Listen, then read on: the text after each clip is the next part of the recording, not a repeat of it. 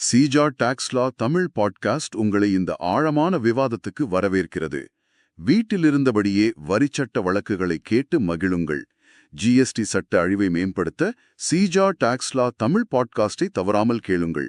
எங்களுடன் இணைந்திருக்க தொடர்பு கொள்ள வேண்டிய எண் 9964886879.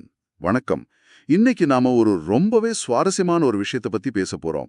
யோசிச்சு பாருங்க, ஒரு நாள் காலையில உங்க கம்பெனியோட பேங்க் அக்கௌண்ட் திறக்கிறீங்க, ஆனா அதிலிருந்து ₹1 கூட எடுக்க முடியல.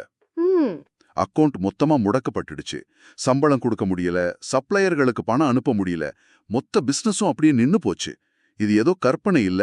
ஆமா, இது நிஜமாவே நடந்தது. சமீபத்துல டெல்லி உயர்நீதிமன்றத்துல நடந்த ஒரு வழக்கின் நிஜமான ஆரம்பம் இது. இன்னைக்கு ஒரு சின்ன கவனக்குறைவு எப்படி இவ்ளோ பெரிய சிக்கலுக்கு வழிவகுத்ததுன்னு நம்ம விரிவா பார்க்கலாம். வணக்கம்.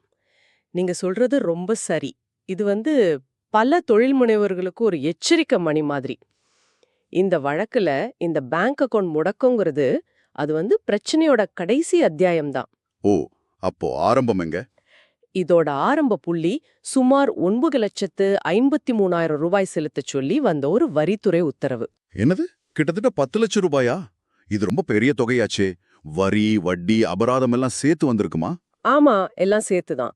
இவ்ளோ பெரிய உத்தரவு திடீர்னு எப்படி வந்ததுன்னு கேட்டா அங்கதான் இந்த வழக்கின் மையமே இருக்கு. அதாவது வரி செலுத்துபவருக்கு எந்த ஒரு முன்னறிவிப்பும் கொடுக்கப்படலையா? அதுதான் இல்ல. வரித்துறை அவங்க தரப்புல எந்த தப்பும் பண்ணல. அவங்க 2018-19 நிதியாண்டு சம்பந்தமா டிசம்பர் 16, 2023ல ஒரு ஷோகாஸ் நோட்டீஸ், அதாவது காரண கேட்பு அறிக்கை அனுப்பியிருக்காங்க. ஓ, முதல் படியே கரெக்டா எடுத்திருக்காங்க. நாங்க ஏன் உங்க மேல இந்த வரி விதிக்க கூடாதுன்னு சொல்லுங்க அப்படின்னு முதல் வாய்ப்பு கொடுத்திருக்காங்க. கரெக்ட், முதல் வாய்ப்பு கொடுக்கப்பட்டது. சரி, அந்த முதல் நோட்டீஸ்க்கு அவங்க என்ன பதில் சொன்னாங்க? எந்த பதிலும் சொல்லல, முழு அமைதி.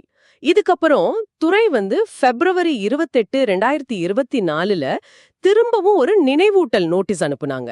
ஒரு ரிமைண்டர். ஆமா, நேர்ல விசாரணைக்கும் கூப்பிட்டாங்க.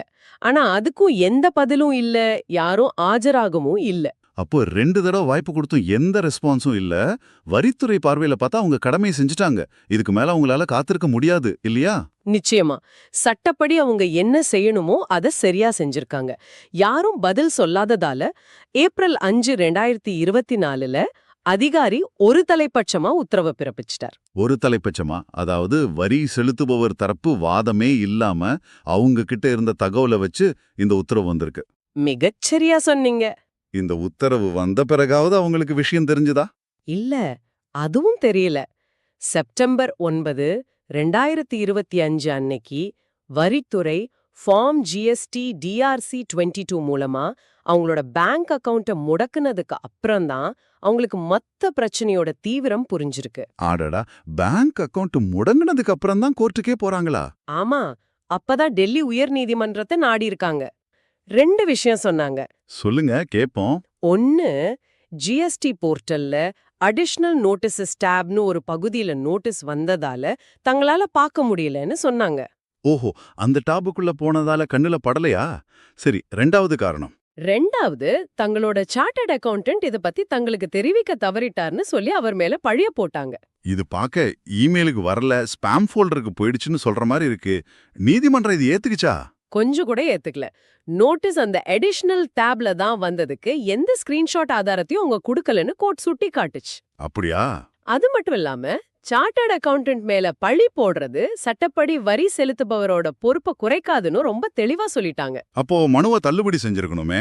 அவங்க செஞ்ச தப்புக்கு அவங்க தானே பொறுப்பு. தள்ளுபடி செஞ்சிருக்கலாம். ஆனா இங்கதான் சட்டத்தோட ஒரு ஆழமான கொள்கை உள்ள வருது. நீதிமன்றம் வரி செலுத்துபவரோட கவனக்குறைவிலிருந்து கவனத்தை எடுத்துட்டு சட்டத்தோட ஒரு அடிப்படை கொள்கையான இயற்கை நீதி, அதாவது பிரின்சிபல் ஆஃப் நேச்சுரல் ஜஸ்டிஸ் மேல கவனம் செலுத்துச்சு. ஆமா, ஒருத்தரோட தரப்பை கேட்காம அவரை தண்டிக்க கூடாதுங்கிறது ரொம்ப முக்கியமான கொள்கை. ஒருத்தர் தப்பு செஞ்சிருந்தாலும் ஏன் இந்த தப்பு நடந்துச்சுன்னு கேட்கறதுக்கு ஒரு வாய்ப்பு கொடுக்கணும். மிகச்சரியா சொன்னீங்க. ஒருத்தருக்கு கிட்டத்தட்ட 10 லட்சம் ரூபாய் வரி விதிக்கிறதுக்கு முன்னாடி அவரோட தரப்பு வாதங்களை கேட்காம உத்தரவு போடுறது ஒரு நடைமுறை பிழைன்னு நீதிமன்றம் நினைச்சுது. இதுக்கு ஏதாவது முன்னுதாரணம் இருந்ததா? ஆமா, இத உறுதிப்படுத்த சுகந்தா என்டர்பிரைசஸ்னு இதே மாதிரி ஒரு வழக்கையும் நீதிமன்றம் மேற்கோள் காட்டுச்சு. அந்த வழக்கிலையும் ஒரு தரப்பு பட்சமான உத்தரவை ரத்து செஞ்சுட்டு திரும்பவும் விசாரணைக்கு வாய்ப்பு கொடுத்தாங்க. சரி, அப்போ நீதிமன்றம் இயற்கை நீதி கொள்கை அடிப்படையில இவங்களுக்கு ஒரு 2வது சான்ஸ் கொடுக்க முடிவு பண்ணுச்சு. ஆனா இவங்களோட இந்த அலட்சியத்தையும் கோர்ட்டோட நேரத்தை வீணடிச்சதையும் அப்படியே விட்டுற முடியாதே. இந்த 2வது வாய்ப்புக்கு அவங்க ஒரு விலை கொடுக்க வேண்டியிருந்ததா? நிச்சயமா நீதிமன்றம் அவங்களுக்கு ஒரு இலவச வாய்ப்பு கொடுக்கல. அவங்களோட கவனக்குறைவுக்கு ஒரு விலை உண்டுங்கிறத ரொம்ப தெளிவா காட்டுச்சு. 2 கடுமையான நிபந்தனைகளை விதிச்சுது. என்ன நிபந்தனைகள் அது? முதல்ல நீதிமன்றத்தோட நேரத்தை வீணடிச்சதுக்காக டெல்லி உயர்நீதிமன்ற எழுத்தர் நலன் நிதிக்கு 10,000 ரூபாய் அபராதம் கட்டணும்னு சொன்னாங்க. இது ஒரு விதமான தண்டனை. சரி, 2வது நிபந்தனை. அதுதான் ரொம்ப முக்கியமானதும் புத்திசாலித்தனமானதுமான நிபந்தனை. முடக்கப்பட்ட பேங்க் அக்கவுண்ட்டை விடுவிக்க உத்தரவு போட்டாங்க. ஆனா ஒரு கண்டிஷனோட. என்ன கண்டிஷன்? அந்த பேங்க் அக்கவுண்ட்ல இருக்கிற மொத்த பணத்துல 25% தொகைய அப்படியே கணக்குல வச்சிருக்கணும். அந்த தொகையை தவிர மத்த பணத்தை அவங்க தொழில் தேவைக்கு பயன்படுத்திக்கலாம்னு சொன்னாங்க. இது ஒரு அருமையான தீர்ப்பு. இது வெறும் அபராதம் மட்டும் இல்ல, இது ஒரு மாதிரி ஒரு பிணை மாதிரி. ஆமா, ஒரு கொலாட்ரல் மாதிரி. இது வரி செலுத்துபவர் திரும்பவும் விசாரணைக்கு ஒத்துழைப்பார்னு உரத்துப்படுத்துது. அதே நேரத்துல வரித்துறையோட வருவாய் நலனும் ஓரளவுக்கு பாதுகாக்கப்படுது. கம்பெனியும் முடங்கி போகாம இயங்க முடியுது. கரெக்ட். இது 2 தரப்பு நலனையும் சமன் செய்யற ஒரு நடைமுறை தீர்வு. இதனால சட்டத்தோட நோக்கமும் நிறைவேறுத, தொழிலும் பாதிக்கப்படல. இந்த நிபந்தனைகளுக்கு பிறகு வழக்கு எப்படி முன்னோட்டு போகும்? திரும்ப முதல் புள்ளிக்கே வந்துருச்சா? ஆமா, நீதிமன்றம் ஒரு புது செயல்முறைய வகுத்து கொடுத்தது. அதன்படி வரி செலுத்துபவர் ஜான்வரி 31, 2026க்குள்ள முதல்ல அனுப்புன அந்த ஷோகாஸ் நோட்டீஸ்க்கு விரிவான பதிலா தாக்கல் செய்யணும். சரி, பதில் தாக்கல் செஞ்சதுக்கு அப்புறம் அந்த பதில வாங்கிட்டு வரி அதிகாரி அவங்கள நேர்ல கூப்பிட்டு அவங்க கொடுக்கற ஆவணங்கள், வாதங்கள் எல்லாத்தையும் கேட்டு ஒரு புது விரிவான உத்தரவை பிறப்பிக்கணும்னு சொல்லிட்டாங்க. இந்த வழக்குல இன்னொரு முக்கியமான சட்ட பிரச்சனையும் இருந்தது. வரித்துறை நோட்டீஸ் அனுப்புறதுக்கான காலக்கெடுவை நீட்டிச்சு அரசு வெளியிட்ட அறிவிப்புகளோட செல்லுபடியாகும் தன்மையை அவங்க கேள்வி கேட்டிருந்தாங்க இல்லையா? ஆமா, இது இந்த வழக்கின் இன்னொரு ஆழமான அம்சம். நோட்டீஸ் அனுப்பப்பட்ட காலமே சட்டப்படி தவறுங்கிறது அவங்களோட வாதங்கள்ல ஒண்ணு. இந்த விஷயம் நாடு முழுவதும் பல உயர்நீதிமன்றங்கள்ல விசாரணையில இருக்கு. சுப்ரீம் கோர்ட்லயும் இது சம்பந்தமான வழக்கு நிலுவையில இருக்கு. ஓ அப்படியா? அப்போ அந்த பிரச்சனைக்கு டெல்லி உயர்நீதிமன்றம் என்ன தீர்வு சொன்னுச்சு? இங்கதான் நீதிமன்றத்தோட கட்டுப்பாடு, அதாவது நீதிமன்ற மரபு வெளிப்படுது. சுப்ரீம் கோர்ட்ல ஒரு விஷயம் விசாரணையில இருக்கும்போது உயர்நீதிமன்றங்கள் பொதுவா அதுல தலையிட்டு கருத்து சொல்லாது. சரி, புரியுது. அதன்படி டெல்லி உயர்நீதிமன்றமும் அந்த அறிவிப்புகளோட செல்லுபடியலும் தன்மை பத்தி எந்த கருத்தையும் தெரிவிக்கல. அது நீதிமன்றம் அப்படியே விட்டுடல. வரி அதிகாரி இப்ப பிறப்பிக்க போற அந்த புது உத்தரவு சுப்ரீம் கோர்ட்ல நிலவையில இருக்கிற வழக்கின் இறுதி தீர்ப்புக்கு கட்டுப்பட்டதுன்னு ரொம்ப தெளிவா சொல்லிட்டாங்க. ஓ, அப்போ ஒருவேளை சுப்ரீம் கோர்ட் அந்த அறிவிப்புகள் செல்லாதுன்னு தீர்ப்பு கொடுத்தா அந்த தீர்ப்பு இந்த வழக்கின் முடிவையும் மாத்தியமைக்கும். அந்த சட்டப்பரமான உரிமையை வரி செலுத்துபவருக்கு நீதிமன்றம் பாதுகாத்து கொடுத்துருச்சு. ஆக இந்த முழு விவாதத்திலிருந்து நாம எடுத்துக்க வேண்டிய முக்கியமான பாடம் என்ன? ஆலோசகரை நம்பி இருக்கிறது மட்டும் போதாதா? நிச்சயமா போதாது. இந்த வழக்கு வரி செலுத்துபவர்கள் எவ்வளவு கவனமா இருக்கணும்னு உணர்த்துது. உங்க ஆலோசகரை நம்புறது அவசியம், ஆனா கடைசி பொறுப்பு உங்களுடையதுதான்.